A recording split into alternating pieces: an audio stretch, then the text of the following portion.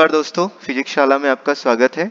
आज हम पढ़ने वाले हैं फ्री बॉडी डायग्राम के बारे में। फ्री बॉडी डायग्राम जो टॉपिक है वो फोर्स से रिलेटेड टॉपिक है, मैकेनिक्स का बहुत अच्छा टॉपिक है और एक बेसिक टॉपिक है। इस टॉपिक के बारे में जानना इसलिए ज़रूरी है क्योंकि इस टॉपिक में हम ये चीज़ सीखेंगे कि हम किसी भी ऑब्जेक्ट में जो अलग अलग टाइप के फोर्स लगते हैं वो किस तरीके से लगाए जा सकते हैं, किसी भी पॉइंट पर अलग अलग फोर्स का एप्लीकेशन कैसे होता है। तो बिना किसी देरी के शुरू करते हैं। फ्री बॉडी डायग्राम, ठीक है। इसको हम FBD से भी जानते हैं, कई जगह पर आपने सुना भी होगा कि FBD इसकी बनाओ। तो हम यहाँ पर क्या करने वाले हैं, हम तीन चीज़ों की FBD के बारे में, तीन अलग अलग फोर्स है तो मैं बता देता हूँ फिर से। फ्री बॉडी डायग्राम में हम किसी भी ऑब्जेक्ट पर या किसी भी पॉइंट पर, ये पॉइंट कहीं पर भी हो सकता है, किसी ऑब्जेक्ट पर भी हो सकता है, किसी बॉडी पर, किसी पर्सन पर, कहीं पर भी हो सकता है। उस पॉइंट पर कितने फोर्स लग रहे हैं और कितने टाइप के फोर्स लग रहे हैं, उन फोर्सेस को कैसे शो करेंगे हम, हमें जैसे कई सारे फोर्स हो सकते हैं उनको कैसे शो किया जाएगा, वो इस चीज़ के बारे में हम इसमें पढ़ने वाले। तो बेसिकली हम, क्योंकि अभी स्टार्ट करने वाले हैं, तो हम यहाँ पर मेन चार फोर्सेस के बारे में हम पढ़ेंगे कि उन चारों फोर्सेस को कैसे अप्लाई किया है, उनको कैसे शो किया जाता है कि वो फोर्स उस पर्टिकुलर पॉइंट पर या उस पर्टिकुलर ऑब्जेक्ट पर लग रहे हैं। धीरे धीरे फिर हम आगे जैसे जैसे हम देखेंगे कि नए नए फोर्सेस के बारे में, तो आगे की भी चीज़ें की देखेंगे। तो सबसे पहला जो है हमारे पास है वेट। वेट जिसको हम ग्रेविटेशनल फोर्स भी बोलते हैं, इसके बारे में हम पूरा डिटेल में, हर फोर्स के बारे में डिटेल में पढ़ेंगे। दूसरा आता है नॉर्मल। थर्ड जो होगा ये है टेंशन। टेंशन से टेंशन लेने की जरूरत बिल्कुल भी नहीं है।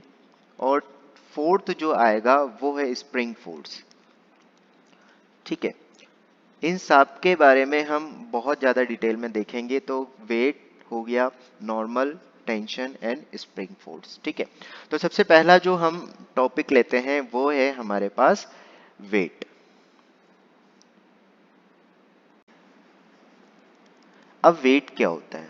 वेट का मतलब होता है कि किसी भी बॉडी जो कि किसी प्लेन, अब अर्थ की बात कर रहे हैं तो अर्थ पर अगर कोई भी ऑब्जेक्ट है जिसके पास कुछ मास है, तो उस मास पर ग्रेविटेशनल फोर्स लगता है तो उसको हम वेट, उस बॉडी का वेट बोल देते हैं। तो वेट एक तरीके से क्या है, ग्रेविटेशनल फोर्स है। क्या है ये?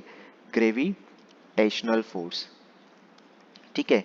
ग्रेविटेशनल फोर्स, अब ग्रेविटेशनल फोर्स सिर्फ अर्थ पर नहीं है, किसी भी, कोई भी ऑब्जेक्ट अगर किसी दूसरे प्लेनेट पे भी होगा तो भी उस पर एक वेट होगा, ठीक है। ग्रेविटेशनल फोर्स उस पर लग रहा होगा। अगर मून पर कोई ऑब्जेक्ट रखा है, उसका कोई ग्रेविटेशनल फोर्स होगा मून पर, है ना। जुपिटर पे है, उस पर अलग होगा, मार्स है, मार्स पर अलग होगा, अर्थ है तो अर्थ पर अलग होगा। तो बेसिकली वेट जो होता है वो एक तरह का ग्रेविटेशनल फोर्स होता है।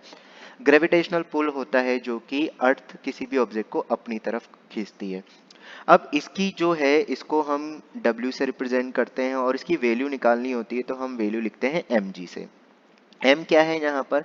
m जो है वो मास को रिप्रेजेंट करता है उस ऑब्जेक्ट के, और जो g है वो ग्रेविटेशनल एक्सेलरेशन होता है। ग्रेविटेशनल एक्सेलरेशन यहाँ पर होता है। ग्रेविटेशनल एक्सेलरेशन आप एक तरह से समझ लो कि अर्थ जिस एक्सेलरेशन से किसी भी ऑब्जेक्ट को अपनी तरफ खींचना चाहती है उसको हम ग्रेविटेशनल एक्सेलरेशन कहते हैं। अब तो वेट निकालने का तरीका आसान है। कैलकुलेशन, मान लीजिए कि ये आपके पास एक ऑब्जेक्ट है जिसका मास 10 kg है, ठीक है। इसका मुझे वेट लिखना है तो वेट हो जाएगा 10 इंटू जी। अब g की वैल्यू क्या होती है? नॉर्मली g की जो वैल्यू होती है वो 9.8 मीटर पर सेकेंड स्क्वायर, या फिर g की जो वैल्यू है वो 10 मीटर पर सेकेंड स्क्वायर ले सकते हैं। आपको जो क्वेश्चन में दी जाती है वो आप उसके अकॉर्डिंग ले सकते हैं। अगर मैं 10 लेता हूँ तो इसका जो वेट होगा वो 10 इंटू 10, मतलब कि 100 न्यूटन हो जाएगा। ये एक चीज आपको ध्यान रखनी है, वेट एक तरह का फोर्स है, तो फोर्स की जो यूनिट होती है वो न्यूटन होती है, ठीक है ना। तो यहाँ पर 100 न्यूटन यहाँ पर आ जाएगा। तो ये तो हमारी कैलकुलेशन हुई। अब हमें एक्चुअली सीखना है कि वेट जो लग रहा है, जो वेट लग रहा है, ग्रेविटेशनल फोर्स लग रहा है, वो कहाँ लग रहा है? अपवर्ड लग रहा है, डाउनवर्ड लग रहा है, कहाँ लग रहा है? ठीक है। तो मैं जैसे आपको समझाऊं कि मान लीजिए कि ये अर्थ है, इस अर्थ पर हमने कोई एक अर्थ है, इस अर्थ पर मैंने कोई ऑब्जेक्ट जो है ऐसे रखा हुआ है, सपोज, ठीक है। ये इसका सेंटर है, ठीक।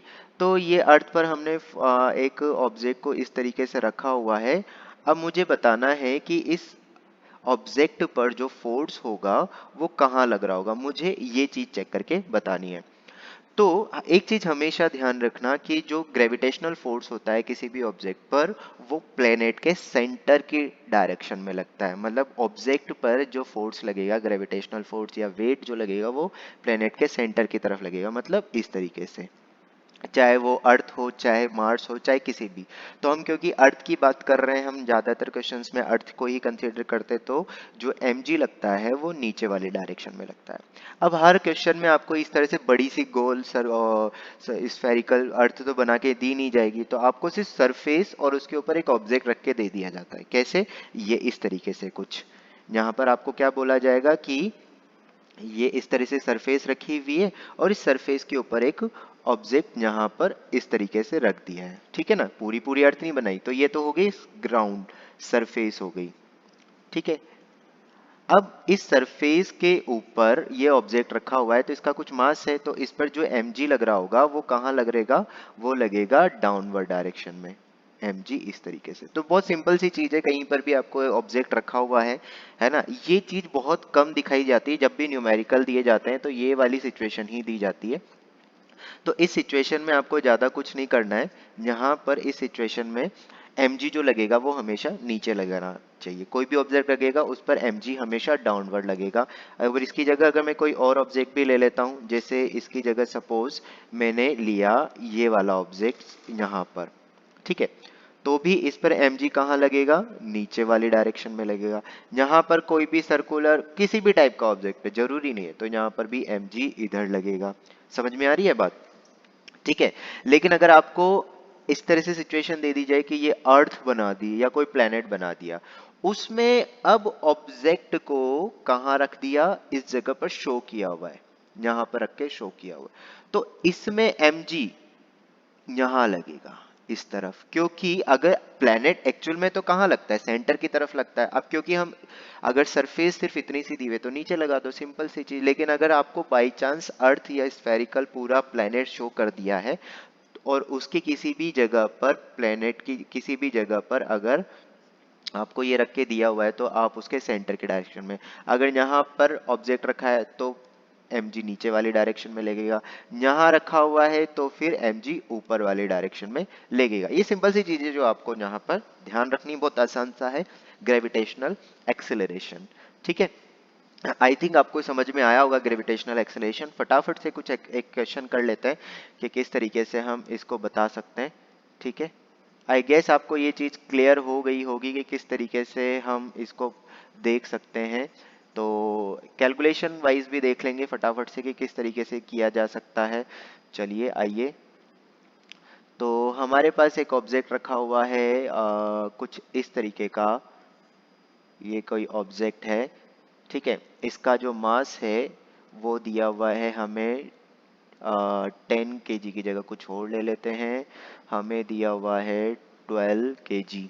ठीक है, अच्छा 12 kg दिया हुआ है, तो हमें शो करना है कि ग्रेविटेशनल वेट कहाँ लगेगा। तो वेट इसमें हमें बताना है कितना होगा, और डायरेक्शन बतानी है कि डायरेक्शन क्या होगी।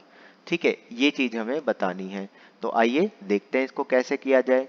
चलिए शुरू करते हैं, बहुत आसान सी चीज है, बिल्कुल आसानी से करेंगे इसको। mg, अब देखिए वेट जो होगा हमें पता है mg से निकालते हैं, तो m है 12 और यहाँ है g 10 ले लो, तो ये कितना हो जाएगा 120 न्यूटन। ठीक है, डायरेक्शन देखेंगे तो डायरेक्शन जो इसमें आएगी, ग्रेविटेशनल फोर्स की जो डायरेक्शन आने वाली है वो कहाँ पर आने वाली है, डाउनवर्ड डायरेक्शन में। ठीक है, तो ग्रेविटेशनल फोर्स की जो डायरेक्शन आएगी, यानी कि mg की जो डायरेक्शन आएगी वो नीचे वाली डायरेक्शन में आएगी। अच्छा, कई बार इसमें ऐसा भी हो जाता है, एक छोटा सा पॉइंट, मास कई बार जो होता है, अगर हमें मास किसमें दिया हो, सपोज ऐसा दिया हो 100 ग्राम, ग्राम में दिया हुआ है, तो आपको इस मास को केजी में चेंज करना पड़ेगा। तो केजी में चेंज करना पड़ेगा, तो क्या हो जाएगा, मास अगर दिया हुआ है इसको केजी में चेंज करना पड़ेगा। तो अब यहाँ पर सिंपल सी चीज है, आपको वेट निकालना है। तो वेट निकालने के लिए एम जी, एम 100 ग्राम, तो 100 ग्राम का मतलब कितना हो गया, 100 डिवाइडेड बाय 1000 से डिवाइड कर दो, क्योंकि हमें पता है 1 kg में 1000 ग्राम होते हैं, तो 1000 से तो 0.1 kg हो जाएगा, तो 0.1 इंटू 10, तो ये 1 न्यूटन आ जाएगा। तो ये इस तरीके से हम देख सकते हैं। ठीक है, चलिए, आई होप आपको ये क्लियर हुआ होगा। अगला हम लेते हैं कि नेक्स्ट जो है हमारा किस तरीके, नॉर्मल। नेक्स्ट जो है वो है नॉर्मल। तो नॉर्मल बेसिकली हम चेक करें तो नॉर्मल का जो मीनिंग होता है, थोड़ा अच्छे से लिख लेते हैं, रुकिए। नॉर्मल जो होगा,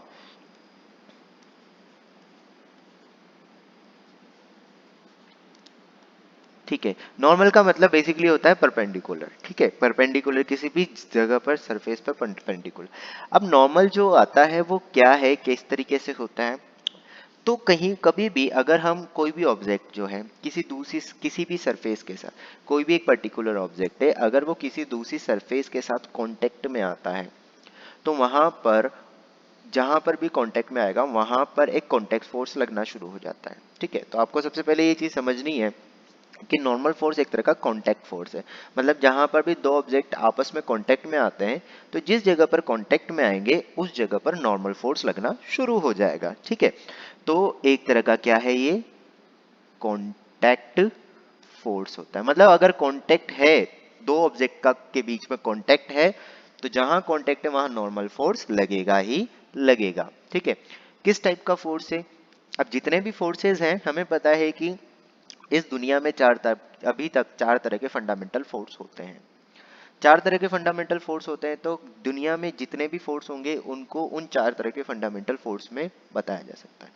फंडामेंटल फोर्स कहने का मतलब है कि जितने भी फोर्स है, चाहे टेंशन है, ग्रेविटेशनल है, इलेक्ट्रोमैग्नेटिक है, किसी भी टाइप का फोर्स है, वो फोर्स किसी न किसी फंडामेंटल, जैसे आप ऐसे सिंपल सी चीज समझ लो, एक क्लासरूम में स्टूडेंट को दो कैटेगरी में मैं रख सकता हूँ, गर्ल और बॉय। तो चाहे बच्चा 30% से ज्यादा वाला हो, एवरेज हो, बिलो एवरेज हो, वो बच्चा जो है वो चाहे टॉपर हो चाहे वो या तो लड़का होगा या लड़की होगा। तो इसी तरीके से जो फोर्स है उन चार फोर्सेस में से किसी एक फोर्स में लाई करता है। तो नॉर्मल जो है वो होता है हमारे पास इलेक्ट्रोमैग्नेटिक वाले फोर्स में, इलेक्ट्रोमैग्नेटिक फोर्स में लाई करता है। ठीक है, अब कैसे, मैं क्या समझाना चाह रहा हूं आपको, जैसे मान लीजिए एक ऑब्जेक्ट है हमारे पास, ये ऑब्जेक्ट किसी दूसरे ऑब्जेक्ट के साथ कांटेक्ट में आ गया। ठीक है, ये किसी ऐसे इस ऑब्जेक्ट के साथ कांटेक्ट में आ रहा है। ठीक है, जो ब्लैक कलर का ऑब्जेक्ट जो हमने लिया है, ये किसी रेड कलर के ऑब्जेक्ट के साथ कांटेक्ट में आ गया। इसको ए बोल देते हैं और इसको बी बोल देते हैं। तो ए बी के साथ कांटेक्ट में, तो ए और बी के बीच में एक नॉर्मल फोर्स लग रहा होगा। सबसे पहले हमें ये चीज समझनी आनी चाहिए, कांटेक्ट है तो नॉर्मल फोर्स लगेगा। ठीक है, अब ये ऐसे भी हो सकता है, जरूरी नहीं है ये ऐसे है, ए ऐसे दिया है और इसके ऊपर बी ऐसे रखा हुआ है, तो भी यहाँ पर कांटेक्ट है। तो यहाँ पर भी ए और बी के बीच में कांटेक्ट फोर्स लग रहा होगा, मतलब कांटेक्ट है तो नॉर्मल फोर्स लग रहा है। कहाँ किस डायरेक्शन में लगेगा वो भी मैं बताऊंगा, लेकिन उससे पहले आपको ये चीज समझ में आनी चाहिए। इसी तरीके से मान लीजिए कि ये है और ये इस तरीके से है, तो ये ए ये बी, तो ए और बी भी आपस में कांटेक्ट में है, तो ए और बी के बीच में भी कांटेक्ट, तो यहाँ पर भी एक नॉर्मल फोर्स लग रहा होगा। अच्छा, एक और छोटी सी चीज, अगर मान लीजिए ऐसे दिया हुआ है ये ए, इसके बाद ये आपको दिया हुआ है यहाँ पर बी, और एक और आपको दिया हुआ है यहाँ पर ये एक मिनट, हाँ, ये आपको यहाँ पर दिया हुआ है सी। तो यहाँ पर देखिए ए बी सी तीनों कांटेक्ट में है। अब डिपेंड करता है कि ए पर बी पर ए पर ए जो है बी के साथ कांटेक्ट, मतलब ए पर तो नॉर्मल फोर्स लगेगा। बी जो है, बी ऑब्जेक्ट जो है, ये जो बी ऑब्जेक्ट है, ये बी ऑब्जेक्ट ए और सी दोनों के साथ कांटेक्ट में है, तो ए बी पर भी कांटेक्ट फोर्स मतलब नॉर्मल फोर्स लगेगा। सी भी बी के साथ कांटेक्ट में मतलब सी पर, तो मतलब तीनों पर कांटेक्ट फोर्स लगेगा ही लगेगा, मतलब नॉर्मल फोर्स लगेगा ही। तो ए पर कितने कांटेक्ट, कितने नॉर्मल, कितने तरह के नॉर्मल फोर्स लगेंगे, ए एक ही ऑब्जेक्ट के साथ कांटेक्ट में, तो ए पर सिर्फ एक नॉर्मल फोर्स लगेगा। बी दो अलग अलग तरह के ऑब्जेक्ट के साथ कांटेक्ट में है, इसका मतलब बी पर ए और सी दोनों टाइप के नॉर्मल फोर्स, दो अलग अलग तरह के यानी कि दो अलग ऑब्जेक्ट की वजह से नॉर्मल फोर्स लगेगा। सी सिर्फ बी के साथ कांटेक्ट में है, तो सी पर डायरेक्टली कांटेक्ट में है। मैं यहाँ बात कर रहा हूँ, जब भी मैं बात कर रहा हूँ सी पर या ए पर, मतलब सी ऑब्जेक्ट डायरेक्टली किसके साथ कांटेक्ट में, तो सी ऑब्जेक्ट डायरेक्टली बी के साथ ऑब्जेक्ट में कांटेक्ट में, तो सी पर जो नॉर्मल फोर्स लगेगा वो किसकी वजह से लगेगा, बी की वजह से लगेगा। और ए पर जो नॉर्मल फोर्स लगेगा वो बी की वजह, बी पर किसकी वजह से, बी ए के साथ भी कांटेक्ट में है, सी के साथ भी कांटेक्ट में है, तो ए बी पर ए और सी दोनों की वजह से नॉर्मल फोर्स लगेगा। ये एक बेसिक सी बात हो गई, जितने ऑब्जेक्ट के साथ कांटेक्ट में होगा उन सारे ऑब्जेक्ट की वजह से नॉर्मल फोर्स लगने वाला है। ये चीज हमें समझ में आनी चाहिए, ठीक है। अब बात करते हैं कि डायरेक्शन कैसे पता चलेगी, कि हमें कैसे पता चलेगा हमें किस डायरेक्शन में नॉर्मल फोर्स लगाना है उस पर्टिकुलर ऑब्जेक्ट पर, ठीक है। तो अब देखो नॉर्मल, हम यहाँ पर सबसे सिंपल सा एग्जांपल लेते हैं। सबसे पहले ये वाला एग्जांपल लेते हैं कि भाई ये दिया हुआ है हमारे पास ए, ठीक, और ये इसी के साथ यहाँ पर दिया हुआ है बी, ठीक है। ये ए दिया हुआ है और ये यहाँ पर बी दिया हुआ है, इसके साथ ये यहाँ पर बी दिया हुआ है। ए और बी दोनों कांटेक्ट में, तो मुझे ए पर नॉर्मल, अब फ्री बॉडी डायग्राम का मतलब बेसिकली यही होता है कि जो भी ऑब्जेक्ट है ना, उन ऑब्जेक्ट पे पर्टिकुलर इंडिविजुअल ऑब्जेक्ट पर कौन कौन से फोर्स लग रहे हैं। तो मैं यहाँ पर बनाने वाला हूँ कि ए पर जो नॉर्मल, अब सबसे पहले तो ये चेक कर लो कि ए पर कौन सा फोर्स लगेगा, ग्रेविटेशनल तो लगेगा ही, लेकिन हम यहाँ पर अभी नॉर्मल के बारे में, तो ए पर एक ही टाइप का नॉर्मल फोर्स लगेगा, बी पे भी एक ही टाइप का नॉर्मल फोर्स लगेगा। तो ए और बी पर नॉर्मल फोर्स लगेगा, तो मैं ए पर नॉर्मल फोर्स बनाना चाहता हूँ। तो अब सबसे पहली बात तो यहाँ पर जो पॉइंट नोट करने वाली है वो ये है कि जो नॉर्मल फोर्स लगता है, जो भी नॉर्मल फोर्स लगेगा वो नॉर्मल फोर्स हमेशा कॉन्टेक्ट सरफेस के परपेंडिकुलर होगा। अब देखो यहाँ पर ये कॉन्टेक्ट सरफेस है, तो नॉर्मल फोर्स चाहे जिस भी डायरेक्शन में लगे वो हमेशा परपेंडिकुलर होगा। तो always always perpendicular to the contact surface, perpendicular to the contact surface के हमेशा परपेंडिकुलर होगा, ठीक है। चलो ये बात हो गई। दूसरा पॉइंट, जिस भी सर, अब ए पर भी नॉर्मल फोर्स लगेगा, बी पर भी नॉर्मल फोर्स लगेगा, ठीक है ना। तो ए पर नॉर्मल फोर्स किसकी वजह से आ रहा है, बी की वजह से, क्योंकि अगर ए खुद पर, तो कोई भी ऑब्जेक्ट खुद पर फोर्स नहीं लगा सकता, ये चीज हमेशा ध्यान रखना। तो ए पर नॉर्मल फोर्स किसकी वजह से आएगा, बी की वजह से।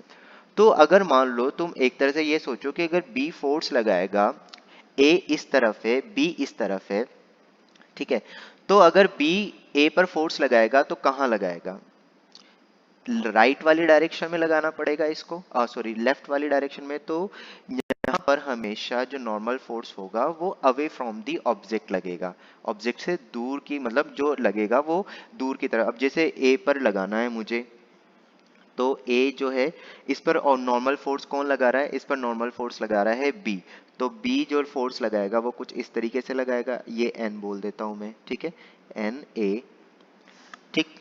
तो क्योंकि बी लगा रहा है तो बी, आप ऐसे समझ लो कि ए कोई एक, ए कोई एक पर्सन है, बी कोई एक पर्सन है, तो ए पर नॉर्मल लग रहा है बी की वजह से। मतलब अब बी अगर ए पर फोर्स कैसे लगाएगा, धक्का देके ही लगा सकता है, तो यहाँ पर नॉर्मल जो लगेगा वो कुछ इस तरीके से लगेगा, ठीक है। तो यानी कि जो भी नॉर्मल सरफेस होगी, जो भी सरफेस ए पर किस कौन लगा रहा है, बी, तो बी इस पर लगाएगा तो दूर करके लगाएगा, है ना, दूर करने की कोशिश करेगा। तो इसी तरीके से अगर बी पर लगाना होगा, अगर बी है तो बी पर कौन नॉर्मल फोर्स लगाएगा, ए लगाएगा, तो ए इस तरफ है तो इस तरफ से ये ऐसे लगेगा, ठीक है, ये इस तरीके से यहाँ पर ये लग जाएगा, ठीक। अब यानी कि जिस तरफ ए ने बी पर लगाया तो बी पर नॉर्मल फोर्स लगेगा राइट वाली, लेफ्ट वाली डायरेक्शन से राइट वाली डायरेक्शन की तरफ, क्योंकि ये इस तरफ जा रहा है, है ना। तो इस तरीके से हम ये लगाते हैं। अब जैसे एक और ले लेते हैं, तो हमें एक चीज बस ये ध्यान रखनी है कि परपेंडिकुलर होता है और जो ऑब्जेक्ट पे लग रहा होता है तो हम ये देखते हैं कि किस तरफ से लग रहा है। एक और एग्जांपल लेते हैं सिंपल सा, उससे तुम्हें और थोड़ी सी चीज क्लियर हो जाएगी। कैसे, देखो यहाँ पर मान लो कि ऐसे दिया हुआ है, ये है ए, ठीक है, और ये इसके ऊपर है बी, यहाँ पर नीचे ए दिया हुआ है, ये बी दिया हुआ है। अब मुझे बताना है कि ए पर कांटेक्ट फोर्स, तो ए पर कांटेक्ट फोर्स जो फ्री बॉडी डायग्राम में बनाना चाह रहा हूँ किसका, ए का, फ्री बॉडी डायग्राम ऑफ ए। तो फ्री बॉडी डायग्राम ऑफ ए अगर मैं बनाऊंगा, नॉर्मल वाला बना रहा हूँ मैं, सिर्फ अभी नॉर्मल फोर्स बनाना चाह रहा हूँ। तो ए किस पर नॉर्मल फोर्स किसकी वजह से लग रहा है, बी की वजह से। तो बी की वजह से लग रहा है तो बी से नीचे ही धक्का देगा, तो इसका मतलब इस तरीके से नॉर्मल फोर्स इसका आएगा। और बी पर जो नॉर्मल फोर्स लगेगा वो कैसे लगेगा, बी पर जो लगेगा वो, बी को कौन धक्का देगा, बी पर नॉर्मल फोर्स लग रहा है ए की वजह से, तो बी पर ऐसे लग जाएगा। ठीक है, आप इसको यहाँ की जगह यहाँ पे भी बना सकते हो, ऊपर की तरफ भी, कोई दिक्कत वाली बात नहीं है। तो ये नॉर्मल फोर्स हम इस तरीके से बता सकते हैं। चलो इसको और थोड़ा सा आगे बढ़ाते हैं। तो अब देखो थोड़े से कुछ और एग्जांपल लेते हैं, जैसे कि ऐसे हो गया, यहाँ पर मान लीजिए कि ये रखा हुआ है एक ऑब्जेक्ट, इसको मैंने यहाँ पर है, इसके साथ एक और इस तरीके से ऑब्जेक्ट रख दिया। ठीक है, यहाँ पर ये ए, ये बी, ए और बी के बीच में नॉर्मल फोर्स ड्रॉ करना है। तो ए और बी के बीच में जो नॉर्मल फोर्स आएगा वो कैसे आ जाएगा, ए और बी के बीच में जो नॉर्मल फोर्स आने वाला है, तो ए पर नॉर्मल फोर्स बनाना है, तो ए पर नॉर्मल कौन लगा रहा है, बी लगा रहा है। तो देखो कैसे बनेगा, बी इस तरफ है तो इधर से ऐसे बन जाएगा। तो ये नॉर्मल फोर्स इस तरीके से ए पर आ गया। बी पर बनाना है तो बी पर किस तरह से आएगा, इधर से, क्योंकि बी पर नॉर्मल फोर्स लगाएगा ए। ठीक है, चलो अब एक चीज जो हमेशा ध्यान रखनी है कि ए ने जो नॉर्मल फोर्स बी पर लगाया और बी ने जो नॉर्मल फोर्स ए पर लगाया, इन दोनों की वैल्यू हमेशा एक ही जैसी होगी। ठीक है, ए पर लगने वाला जो नॉर्मल फोर्स है, मतलब जो दो ए और बी आपस में कांटेक्ट है, तो इनके बीच में, इन दोनों पर आपस में एक दूसरे की वजह से जो नॉर्मल फोर्स लगेगा उसकी वैल्यू हमेशा एक ही जैसी होने वाली है। उसकी वैल्यू कैसी होने वाली है, हमेशा एक ही जैसी होने वाली है। उसकी जो वैल्यू होगी ना वो हमेशा एक जैसी रहने वाली है। कैसे, जैसे मैं आपको बताता हूँ कि किस तरीके से वो है। तो यहाँ पर हम एक और चीज लिख सकते हैं कि जो कांटेक्ट फोर्स होते हैं, उन कांटेक्ट फोर्स की जो नॉर्मल फोर्स है, उन नॉर्मल फोर्सेस की वैल्यू आपस में एक दूसरे के इक्वल ही रहेगी। जो ठीक है, तो यहाँ पर एक चीज जो है वो ध्यान रखना कि एक और बी के बीच में जो नॉर्मल फोर्स होगा उनकी वैल्यू एक ही जैसी होगी, आपस में डायरेक्शन अलग होगी लेकिन नॉर्मल क्यों होगी, क्योंकि ये रिएक्शन का काम कर रहे हैं। ए ने बी पर फोर्स लगाया तो बी ने ए पर भी फोर्स लगाया, तो ये दोनों एक्शन रिएक्शन की तरह काम करेंगे। ठीक है, तो ये चीज यहाँ पर, अब नॉर्मल फोर्स जो होता है, ये सारी चीजें हमने इसके बारे में देख ली। अब जैसे एक और क्वेश्चन इसमें हम देखते हैं, यहाँ पर ये सरफेस है और ये ऑब्जेक्ट रखा हुआ है, ये एक ऑब्जेक्ट है जिसका मास कुछ दिया हुआ है m। ठीक है ना, तो अभी तक हमने दो, अब मैं सबसे पहले तो इस पर नॉर्मल लगाता हूँ। ये ऑब्जेक्ट जो है एक सरफेस पर रखा हुआ है, ध्यान से सुनना, ये ऑब्जेक्ट जो है वो एक किसी सरफेस पर रखा हुआ है। इसका मतलब ये ऑब्जेक्ट किसी के साथ कांटेक्ट में है, किसके साथ, इस ग्राउंड, इस सरफेस के साथ कांटेक्ट। तो इस सरफेस की वजह से भी एक नॉर्मल फोर्स लग रहा होगा, है ना। जरूरी नहीं है कि कोई एक पर्टिकुलर ऑब्जेक्ट ही हो, किसी के साथ भी हो सकता है, वहां पर भी एक नॉर्मल फोर्स लग सकता है। ठीक है, अभी अगर मैं, आप अभी लिख रहे हो, नोट डाउन कर रहे हो, तो आपने अपने पेन को फिंगर्स से पकड़ा हुआ है, तो फिंगर्स और पेन के बीच में कांटेक्ट है, तो वहां पर भी एक नॉर्मल फोर्स लग रहा होगा। एक कांटेक्ट फोर्स है, उस कांटेक्ट फोर्स में का एक पार्ट जो होगा वो नॉर्मल फोर्स होगा। जहां पर भी कांटेक्ट होगा वहां पर कोई ना कोई नॉर्मल फोर्स जरूर आएगा। ठीक है, तो यहाँ पर इस ऑब्जेक्ट पर बताना है हमें, इस ऑब्जेक्ट पर का फ्री बॉडी डायग्राम बनाना है, इस एम ऑब्जेक्ट का फ्री बॉडी डायग्राम बनाना है। इसका मतलब मुझे इस ऑब्जेक्ट पे लगने वाले सारे फोर्स को रिप्रेजेंट करना है। तो इस ऑब्जेक्ट पे लगने वाले फोर्स कौन से, सबसे पहले नॉर्मल फोर्स, तो नॉर्मल फोर्स इस पे आएगा ऊपर वाली डायरेक्शन में। ऊपर वाली डायरेक्शन में क्यों आएगा, क्योंकि इस पर जो ये किसके साथ कांटेक्ट में, सरफेस के साथ। सरफेस कहाँ है, नीचे, तो नीचे से ऊपर की तरफ धक्का लगेगा तभी जाके, है ना। तो नॉर्मल जो होता है वो हमेशा एक तरह का पुश वाला फोर्स होता है, ये ध्यान रखना। पुश वाला फोर्स होता है, एक तरह का पुश करने वाला, तो जिसकी वजह से नॉर्मल आता है वो हमेशा पुश करता है। तो ए पर बी की वजह से ए पर बी की वजह से नॉर्मल आया तो बी ए को पुश करेगा, तो इसलिए इस डायरेक्शन में। बी पर जो नॉर्मल आया वो ए की वजह से, तो इस वाली डायरेक्शन में। ठीक है, ये हो गया। अब एक mg भी लग रहा होगा, या मैं प्रॉपर फ्री बॉडी डायग्राम अभी m का बना रहा हूँ, तो इसलिए मैंने नॉर्मल भी बना दिया n, है ना। नॉर्मल से ये न्यूटन नहीं है, ये नॉर्मल को रिप्रेजेंट करने के लिए हम n लिख देते हैं। और ये mg इसका ग्रेविटेशनल फोर्स है। तो इसका अभी तक इस पर जो भी फोर्स लग रहे थे, दो तरह के फोर्स हम देखे इस पे, एक ग्रेविटेशनल फोर्स और एक नॉर्मल फोर्स। तो ग्रेविटेशनल फोर्स नीचे और नॉर्मल फोर्स ऊपर, ये दो चीजें यहाँ पर हमने देखी है। तो नॉर्मल फोर्स इस तरीके से लग सकता है। तो दो चीजें हमें ध्यान रखनी है नॉर्मल फोर्स में, एक तो कांटेक्ट होना चाहिए, जहां पर भी कांटेक्ट होगा नॉर्मल फोर्स लगेगा। और नॉर्मल फोर्स कहाँ पर लगेगा, जहां पर भी कांटेक्ट है वहां नॉर्मल फोर्स लगने वाला है, और कांटेक्ट सरफेस के परपेंडिकुलर डायरेक्शन में। ठीक है, किस डायरेक्शन में, परपेंडिकुलर तो लगेगा, लेकिन कौन सी डायरेक्शन में, जिसकी वजह से नॉर्मल फोर्स लग रहा है वो हमेशा पुश वाला फोर्स लगा, पुश वाला मतलब धक्के देने वाला वाला एक तरह का होगा वो। ठीक है, तो नेक्स्ट जो अब हमारा आता है